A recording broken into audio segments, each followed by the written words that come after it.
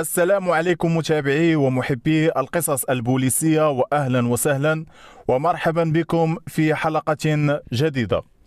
أولا وقبل كل شيء، اللهم صل وسلم وبارك على سيدنا محمد وعلى آله وصحبه أجمعين، وأدعو الله سبحانه وتعالى أن يحفظنا ويحفظكم ويحفظ أبناءنا وأبناءكم من كل سوء وشر.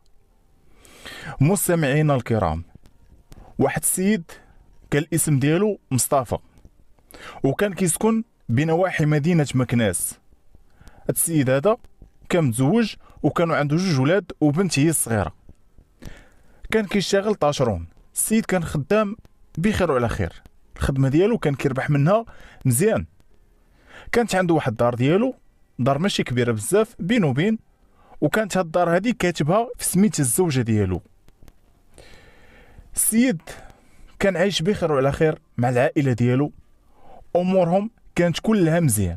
السيد كان كيعشق في الزوجة ديالو وكيبغي وليداتو، كان متهلا فيهم بواحد الشكل كبير. المهم أن هاد العائلة هادو كانوا عايشين مزيان، ما خصهم حتى شي خير. غير اللي غادي يوقع هنا أن هاد السيد هذا مصطفى غادي يغبر، غادي يختفى بواحد الشكل اللي كان غامض. السيد 2 بالضبط في سنة 2004 خرج من الدار ديالو الصباح مع 8 ديال الصباح تقريبا، مشى للخدمة ديالو. ولادو كيتسناو فيه كيف ما موالف، غادي يرجع مع 5 6 ديال العشية من الخدمة ديالو. ولكن اللي وقع هنا أن السيد ما رجعش للدار ديالو. وصلت 10 ديال الليل والسيد مازال ما بان. هادشي شوش الزوجة ديالو وليداتو، لأنه ما موالفاش ليه. خرجات الزوجة ديالو كتقلب عليه هي ولادها اللي كانوا مازال صغار، فالولد الكبير فيهم كان في العمر ديالو انذاك 14 سنة تقريبا. المهم خرجات هاد السيدة هادي كتقلب على الزوج ديالها، مشات كتسول عليه. شي رجال جيرانهم كانوا كيخدموا عنده في البني، فلان ما بانش ليكم، ما عرفتوش فين مشى؟ هاد الناس هادو كيقولوا لها لا، ما شفناش هاد النهار هذا كامل. السيدة كتسولهم: ياك نتوما خدامين معاه، واش ما شفتوش حتى في الخدمة؟ كيقولوا لها لا، حنا راه اصلا دابا 3 ايام ما بقيناش خدمنا معاه، لانه الدار اللي كان شاد كملناها وكنا كنتسناو فيه غير يتفاهم مع واحد السيد على ود شي دار باغا تبنى، وديك الساعه نبداو معاه الخدمه. لقات بلي حتى هاد الناس هادو اللي كانوا خدامين معاه ما عرفوش فين زاد. بقات الزوجه ديالو كتقلب عليه هي ودوك الوليدات ديالهم، كيسولوا هنا كيسولوا هنا، السيد ما لقاوش. فين زاد هاد السيد هذا وشنو وقع لهاد السيد هذا الله اعلم. مراتو مشات علمات العائله ديالو بهذا الشيء، خوتو والديه خرجوا حتى هما كيقلبوا عليه، كيقلبوا هنا كيقلبوا هنا كيقلبوا هنا، ما خلاو فين قلبوا على هاد السيد هذا، انما ما لقاوش. السيد غبر ليه الاثار. مشاو بلغوا على الاختفاء ديالو في المركز ديال دارك الملكي، عطاو للجندارم جميع المعلومات على هاد السيد هذا وكيفاش انه هو خرج واختفى في ظروف غامضه. جدرمية تاكدوا من انه ما كيعاني من حتى شي مرض نفسي، والسيد كان بخير وعلى خير وصحيحته كانت مزيانه. الزوجه ديالو كتقول بلي الحاجه الوحيده اللي هو هزها معاه لما خرج من الدار وهما وثائق الهويه ديالو، يعني ما دا معاه لا حوايج ولا والو. رغم ان العائله ديالو بلغوا بالاختفاء ديالو ولكن دون جدوى، فحتى الجندارم ما توصلوش لشي حاجه وما توصلوش لشي معلومه اللي غادي يعرفوا من خلالها المكان ديال هاد السيد هذا او فين مشى ولا شنو وقع ليه. فالسيد غبره وحده، واش السيد ميت او حي حتى واحد ما عارف. دازت تقريبا واحد المده ديال 1.5 سنة على الاختفاء ديال هاد السيد هذا مصطفى. عائلته لما عيوم يقلبوا عليه وما لقاوش وما عرفوش هاد السيد هذا فين زاد ولا شنو وقع ليه، فقرروا باش انهم يدوزوه في واحد البرنامج تلفزيوني على القناه الثانيه، داز في مختفون. وكان واحد الامل عند هاد العائله انهم يوصلوا لشي معلومه عليه، ولكن للاسف ما وصلوا لحتى شي حاجه. كانوا مره كيتصلوا بهم ناس كل واحد وفين كيقول لهم شافوا، كان اللي كيقول لهم شفتوه في مدينه مراكش. عائلته كيمشيو لمراكش كيقلبوا ما كيلقاوش، كاين اللي كيتصل بهم كيقول لهم السيد اللي كتقلبوا عليه راني شفتو في مدينه الرباط. كذلك هو مثال، كيمشيو كيقلبوا ما كيلقاوش. بقات كتوقع معاهم نفس الحاجه، كل مره متصل بهم شي حد كيقول لهم راني شفتو في البلاصه الفلانيه، كانوا عائلته كيمشيو كيقلبوا ولكن دون جدوى. الاختفاء ديال هذا السيد هذا مصطفى كان صعيب بواحد الشكل كبير على الابناء ديالو وعلى الزوجه ديالو، لانه من بعد ما اختفى هذا السيد هذا فالابناء ديالو والزوجه ديالو غادي يعانيو لواحد الدرجه كبيره. من الناحيه الاولى غادي يعانيو من الاختفاء ديال الاب ديالهم المفاجئ، وما كانوش عارفين واش حي او ميت، وكان ديما في بالهم ديما متفكرين، وفين ما كيتفكروه كيبداو يبكيو غير مع بعضياتهم. من الناحيه الثانيه الوليدات ما كملوش الدراسه ديالهم واضطروا انهم يخرجوا من قرايتهم وما يكملوهاش، والولد الكبير فيهم خرج كيخدم ولو انه كان مازال صغير شويه. علاش؟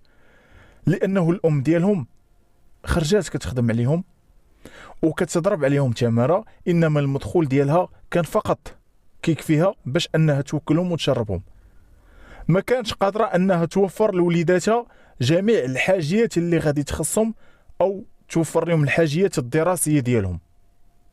وهادشي علاش الوليدات خرجوا من القرايه والولد الكبير فيهم خرج كيخدم باش يعاون الام ديالو، وحتى من العائلات ديالهم عاونوهم المره الاولى الثانيه والثالثه، ولكن من بعد حتى شي واحد ما بقى شاف جيتهم، وكل واحد كان مديها غير في دارو ولادو ونساو ديك العائله. بقات ديك الام هي وليداتها كيعيشوا المعاناه في صمت، وكانوا املين ان الاب ديالهم يبان مره اخرى وترجع الحياه ديالهم كيف ما كانت من قبل وترجع لهم ديك البسمه، ولكن للاسف دون جدوى.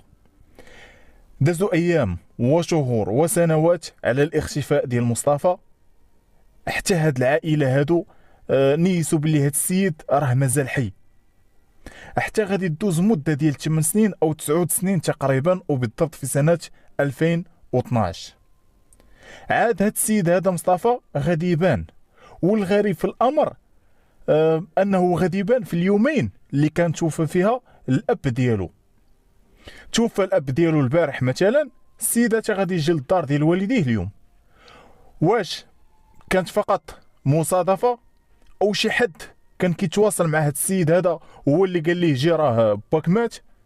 المهم ان هاد السيد هذا غادي يبان مره اخرى، غير هو ما غاديش يجي بوحدو، لا، فالسيد غادي يجي معاه نعم سيدي واحد السيده شماليه من مدينه طنجه. هاد السيده هادي كان زوج بها وكانت تزادت عندهم بنت اللي حتى هي كانوا جابوها معاهم، وكان السن ديالها انذاك 4 سنين. غير هو المشكل هنا فهاد السيد رجع وكان كانه ناسي باللي راه عنده واحد الزوجه اخرى، كان والد معها 3 ديال الوليدات، 2 الابناء وبنت، وشحال تعذبوا اثناء الغياب ديالو. السيد رجع وكانه ما كيعرف حتى شي واحد فيهم، رجع نافرهم السلام ما سلمش عليهم. وليداتو ومراتو لما عرفوا ان مصطفى رجع طبعا فرحوا بزاف ومشوا باش يشوفوه ويعنقوه ويطمئنوا عليه، ولكن واجههم كانه ما كيعرفهمش وما بقاش كيحملهم بتاتا. السيد تجاهل وليداتو ومراتو وقال لهم انتم ولادي ما انا باكم. دخلوا خوتو باش يديروا لي عقلو ويخليوه يتكلم مع وليداتو، وقالوا لي باللي شحال هما كيتسناو فيك باش انك ترجع، وشحال هما كيقلبوا عليك، وشحال هما معذبين من وراك لما انت خبرتي عليهم، شحال تعذبوا شحال عاناو، ودابا لما رجعتي درتي فيهم هاد الحاله وانت كذا وانت كذا وانت كذا. رغم ذلك كان اللي في راسو ولا حسب الاقوال ديال العائله ديالو لما كانوا كيحاولوا يجمعوه من جديد مع وليداتو كان كيقول لهم هادوك ماشي ولادي، وكيقول لهم باللي امهم هي اللي خرجات عليا، هي اللي سحرات ليا وسطاتني وخلاتني ضايع في الزناقي، وليت من القنت من المدينه لمدينه. وكيقول لهم باللي حفظ الله تلاقيت مع الاب ديال هاد السيده اللي تزوجت بها في طنجه، هو اللي عطاف عليا وداني لدارو وتهلا فيا حتى صحيت، ومن بعد زوجني لبنته. كانوا هادو هما الاقوال ديالو اللي قال لعائلته واللي كان كيبرأ بهم ديك الغبره اللي غبر على دارو ووليداتو. المهم ان هاد السيد لما رجع ما غاديش يبقى ساكن في الدار ديال والديه، لما رجع غادي يمشي ويكري واحد الدويره سكن فيها وهو والزوجه الثانيه ديالو وبنتهم، ورجع لنفس الخدمه الاولى ديالو طاشرون، حتى غادي يفرق هو وخوتو داك الورث اللي كان خلاه ليهم الاب ديالهم، عاد غادي يبيع منه شي حاجه قليله ومشى شرا واحد الدار سكن فيها في مدينه مكناس. هاد السيد هذا كيف ما قلت لكم ولا عايش هو وديك السيده اللي كان تزوج بها وبنتهم مزيان بخير وعلى خير، ولكن كان نفر وليداتو الاولين وما بقاش شاف جهتهم. السيد ما بقى كيعقل عليهم حتى بشي حاجه قليله، وحتى من ديك الدار اللي كانوا ساكنين فيها حفظ الله انه كان كاتبها لمراته الاولى في سميتها، اما كان يقدر يخرجوا منها يجري عليهم ويمشي يسكن فيها هو والزوجه الثانيه ديالو. ولادو كانوا كيمشيو لعندو حتى للدار اللي شرا في مدينه مكناس، وكانوا كيحاولوا انهم يتكلموا معاه ويعرفوا شنو بيه، علاش ولا كيتصرف معاهم بديك الطريقه وبديك الشكل، شنو داروا ليه هما وشنو دارت ليه مراته الاولى، علاش بعد منهم بهذه الطريقه هذه وقطع العلاقه معاهم. ولكن فين ما كانوا كيبغيو يمشيو لعندو ويتحاوروا معاه كان كيسد عليهم الباب وكان كيجري عليهم.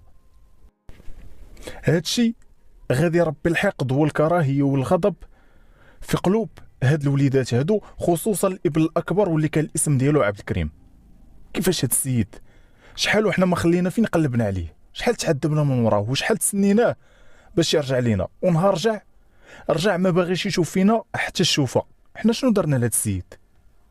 وهاد الغضب ديالو من جهه الاب ديالو كان محدو وهو كيكبر، خصوصا لما كان كيسمع من الام ديالو انه مصطفى كان متهلي في السيده اللي تزوج بها وبنتهم، وكان كيخسر عليها في داك الورث اللي كان ورث من الاب ديالو، كان كيشري ليه هادي ويشري ليه هادي ويشري ليه هادي، وما كان مخليهم مخصوصين من حتى شي حاجه. وهما اللي كانوا تعذبوا وتكرفصوا في الغياب ديالو وخرجوا من قرايتهم يخدموا عند الناس وضربوا تماره، كاع ما داها فيهم. الغضب كما تعلمون مستمعينا الكرام، فالغضب يولد الانفجار، وهنا وقعت الكارثه او الجريمه في اواخر سنه 2012. الولد شنو دار؟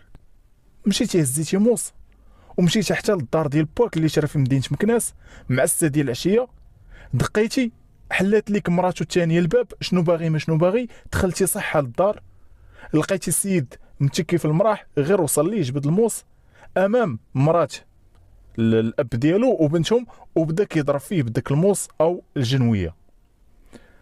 من بعد بدا كيطعنوا في مختلف المناطق الجسد ديالو. السيده بدات كتغوت، عتقونا ما عتقونا، تجمعوا الناس الجيران ديالهم، ولكن لانه الولد كان هاز معاه ديك الجنويه في يديه فحتى واحد ما قدر انه يقرب ليه ويوقفه، فخلوه حتى صفها الاب ديالو وخلاه طيح في ديك المراح غارق في الدماء ديالو وخرج قدام الناس وزاد بحاله. شكون اللي قادر يوصل ليه؟ تعلموا البوليس بالامر، انتقلوا لعين المكان، حكات لهم مرات مصطفى الثانيه شنو وقع بالضبط وشكون قتل هاد السيد، دارت المعاينه للجثه وتنقلات للمستودع الاموات، تخبرت النيابه العامه بالامر، وهنا بدا البحث من طرف عناصر الامن الوطني على هذا المتهم هذا عبد الكريم، وقدروا انهم في زمن قياسي 24 ساعه يتم الضبط والاحضار ديالو للمركز من اجل البحث. السيد اثناء البحث معه اعترف بجميع وقائع هذه القضيه اللي ذكرنا. فمن بعد اعترافات المتهم امام الضابطه القضائيه وامام قاضي التحقيق كيتم تقديمه امام العداله بتهمه القتل العمد مع سبق الاصرار، وكيتم الحكم عليه بالسجن المؤبد. مستمعينا الكرام، كانت هذه هي النهايه ديال هذه الحلقه، نتلاقاو في حلقه جديده ان شاء الله. شكرا لكم مشاهدينا الاوفياء، احبكم في الله والى لقاء آخر.